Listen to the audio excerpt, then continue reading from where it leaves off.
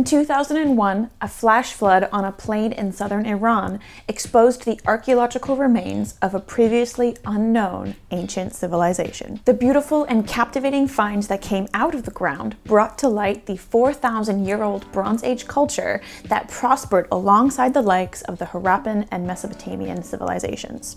It was an ancient, possibly mythological city whose discovery could forever change our understanding of history, like that of the legendary Troy and the elusive Punt. This is Jiroft, Iran's lost civilization.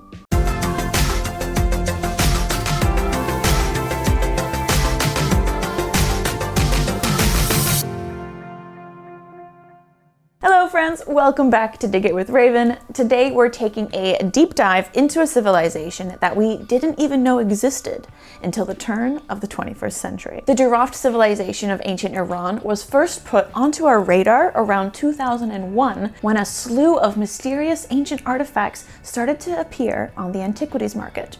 Archaeologists were noticing these beautiful and unusually decorated ceramic pieces, drinking vessels, jewelry, weapons, and even board games made with extraordinary craftsmanship being sold out of nowhere, with questionable provenance, like the origin being listed as from Central Asia. The artifacts were decorated with all this complex imagery, like animals grazing, or animals fighting other animals, or animals fighting humans in various scenarios, with the Homo sapiens always coming out on top, of course. They also had a lot of really intricate architectural depictions. And at the time, archaeologists had no idea what to do with these things. Where exactly did they come from? Were they real? Were they forgeries? When even more appeared out on the market in 2002, the Iranian authorities decided to get involved. They launched an investigation into these artifacts and were able to track down and arrest several antiquities traffickers and ultimately confiscated thousands of artifacts. They were also able to track down the origin of these items to the Halil River Valley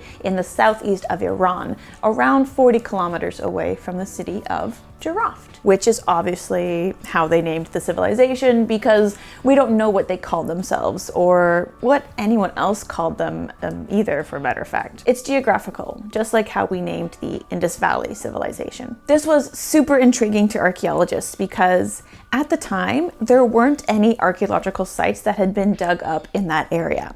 Even though not much work had ever been done there, researchers had suspected for a while that there was a Bronze Age civilization that was active and quite vibrant somewhere between Mesopotamia and the Indus/Sarasvati River Valley. The lead archaeologist who directed the excavations near Jiroft in the early 2000s, Yousef Madjidzadeh, sorry about the pronunciation, had provided the first archaeological interpretation about the Halil Basin in the 1970s and had suggested that the area may have been the birthplace of the Aratta civilization, which was a sort of mythological civilization mentioned in Sumerian literature that was in a remote location, was wealthy beyond compare, and filled with master craftsmen and artisans. And it was also home to the goddess Inanna. Sounds like a pretty fantastic place to be, if you ask me. And if we're looking at a map, it makes sense that there would have been something in between Mesopotamia and the Harappan civilizations other than just the Elamite. Therefore, Jiroft and the other sites around the Halil River areas are now sort of assumed to be an important cross-cultural bridge between the Elam civilization in the west and the Harappans in the east. Let's get back to the discovery. It was soon realized that there was some major flooding in the Halil River Valley around 2000-2001, and it exposed the remains of an ancient cemetery. The locals in the area noticed this and realized its potential, and well, they just started looting the site. The looting apparently became a whole family affair, with people bringing children and other relatives to help out, and even packing picnics. And before you start hating on the looters in the comments, let's add some context. The villagers in southeastern Iran at the time of this flood were suffering from an extended drought in the year 2000. People were poor and weren't able to farm or take care of their families. They were desperate to earn a living and jumped at the opportunity when the flood came and exposed the archaeological site. Yes, of course, there was unbelievable amounts of destruction to the site, and the objects that were looted now have absolutely no context, and as most of what was dug up were stone vessels, it's extremely difficult to date them without said context. This means that we don't know if fakes were added into the assemblages that were confiscated by the authorities or sold onto the antiquities market. But this is a big issue in the archaeology world and the antiquities trade that everybody needs to be aware of and a lot more sensitive about. A lot of people, like those who looted in the sites near Jiroft, loot for subsistence, meaning that they loot because it's one of the only options that they have for survival. You know, they need to get money, they need to feed their families, it's the only option. People who are going to sites, who are digging in the dirt to loot antiquities, are not the ones who are profiting off of them the most. In fact, they're the ones putting themselves at the highest risk in the whole looting ladder or chain of command or matrix, whatever you want to call it. They're putting themselves in potentially dangerous situations by digging holes, exploring caves, or climbing up or down things that could be very unstable. They're the ones who are breaking laws that have harsh punishments and the ones who are most likely to get caught and be imprisoned, if not worse. And why do they do it? Because rich people want fancy things to put on their fancy shelves in their fancy homes. We have created this demand for antiquities, and someone has to come up with the supply. Unfortunately, it's at the expense of people who have no other way to support themselves. And you'll notice that people with the money who want these artifacts almost always get away with it. The people creating the market for illicit antiquities are the ones who should be held accountable and punished. And this is why capitalism is broken. Well, that was a tangent, but it was an important one. Just remember that whenever you hear stories about like looting and stuff, that it's not just a highbrow thing, and there are real people involved and affected by it that have no other choice but to do this. Archaeological surveys of the area were conducted in order to get a clearer picture of what exactly was going on here.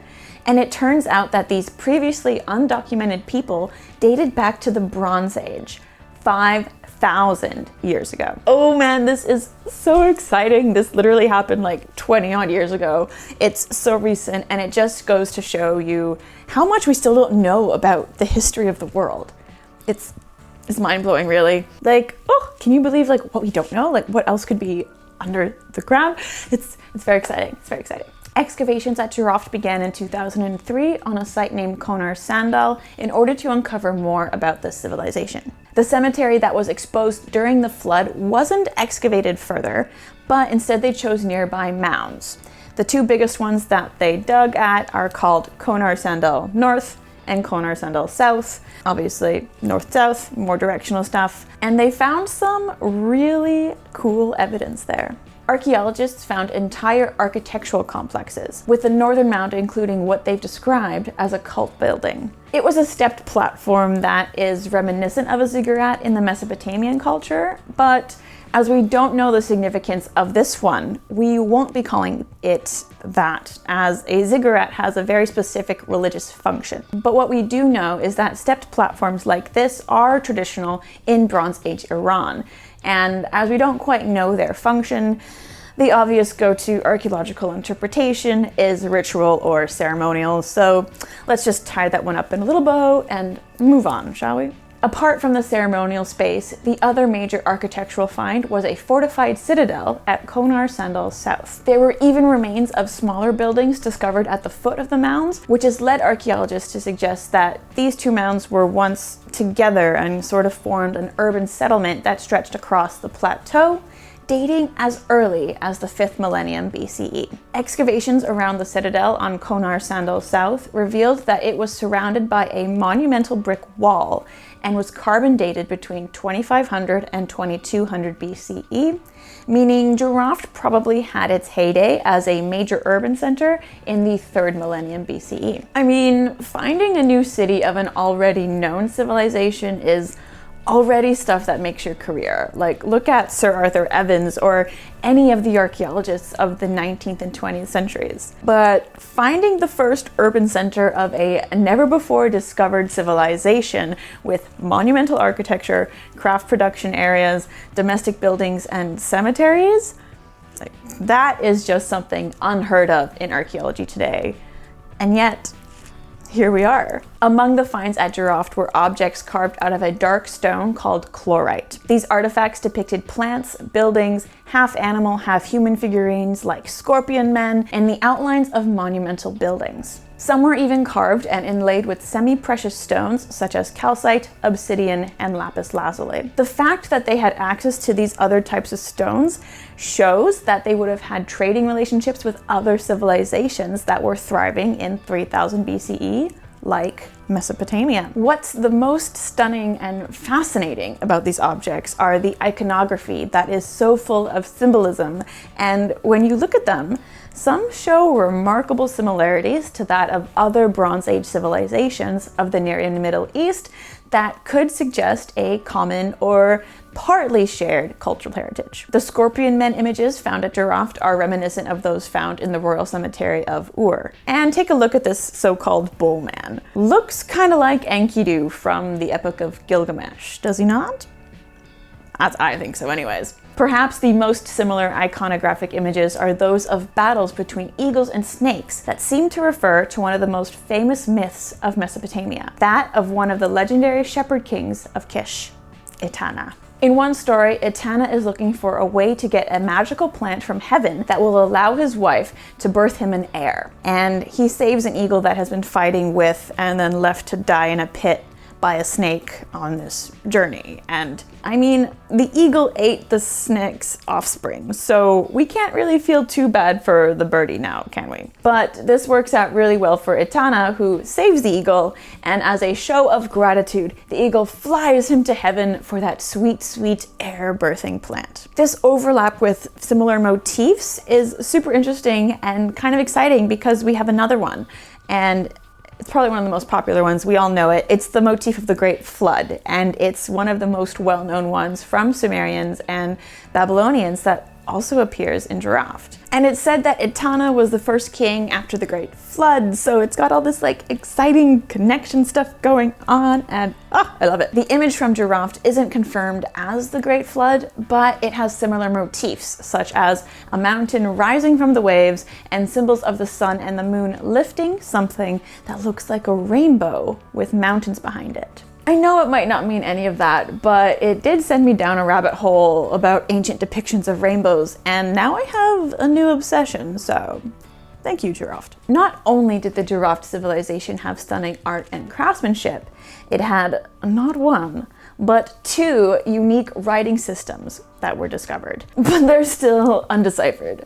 Like, isn't that always the case? If anyone wants to use their free time to help us decipher them, we would greatly appreciate it, as always. One of the systems looks similar to a form of Elamite script called linear Elamite, so there may be some connections there, but the other one is a more geometric script that hasn't been observed anywhere else before, which is wild. It's just wild. In addition to writing fragments, we have seals and seal impressions. If you've seen my video on the Indus Valley or know about the cylinder seals that Mesopotamia is famously known for, you'll understand how important and exciting it is to find these artifacts in Jiroft. The appearance of seals proves that administration was taking place. Jiroft would have been populated with merchants and scribes and officials, and it shows that there was some sort of organization within the religion and governance of Jiroft society. The seals are yet another sign of contact with other civilizations that we've known about for quite some time. Jiroft had such enormous reach on either side of them. Who knows, they could have been a major middle point for trade and commerce. After examining the archaeological finds that were confiscated off the black market, the leading archaeologist Madjidzadeh put out a rather intriguing possibility, one that I mentioned earlier, and that would put Jiroft among the ranks of legendary ancient cities. He proposed that the Jiroft civilization was in fact a mythical wealthy city in a far-off land mentioned in numerous Sumerian poems. Based on the observations of the site and cuneiform texts from Mesopotamia, Madjidzadeh believed that the Jiroft civilization is Aratta. One of these texts tells the story of a conflict between Aratta and the Mesopotamian city of Uruk. It describes Aratta as a lively place with walls of towering red brick made from tin stone dug out of the mountains and battlements made out of green lapis lazuli. Madjidzadeh made this claim based on the site's geographical location. Being surrounded by mountains and having an abundance of semi-precious stones, there does seem to be some correlation with literature and real life. Add in the evidence of civilization and contact with Mesopotamia, Madjidzadeh believes he does have a strong hypothesis of Jiroft being Aratta. Of course, not everyone agrees with him. His skeptics claim that there is no proper documentary proof that suggests Aratta was an actual place like other mythical cities turned real, like Troy or Tanis. Other scholars believe the site of the Jiroft civilization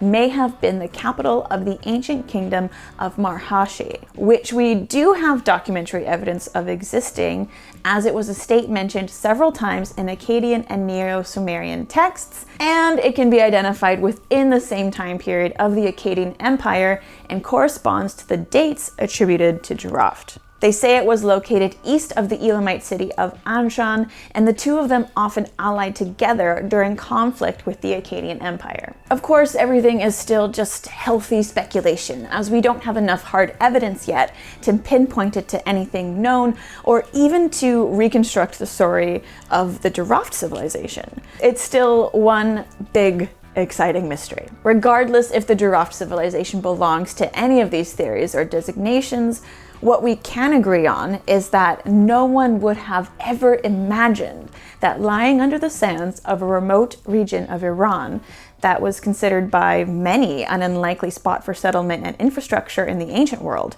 was a complex, thriving culture whose reach spanned across two powerful ancient civilizations. This remarkable discovery in Iran demands an entire overhaul of our understanding of, quote-unquote, the cradle of civilization in Mesopotamia and ancient civilizations in this part of the world in general. The Jiroft civilization has indeed turned ancient history on its head and has become one of the most significant archaeological sites to be unearthed in the 21st century. And I, for one, cannot wait to see what stories it's going to tell us. Thanks so much for watching, you guys. If you liked that video, go ahead and smash that like button down below. Don't forget to subscribe to my channel. Big thank you to all of my patrons over on Patreon. If you like the channel, you want to support the channel, help me make more videos, head on over to Patreon and become a patron. You get a sneak peek at all of my videos, and you get some other really cool stuff there as well. Stay dirty, my friends.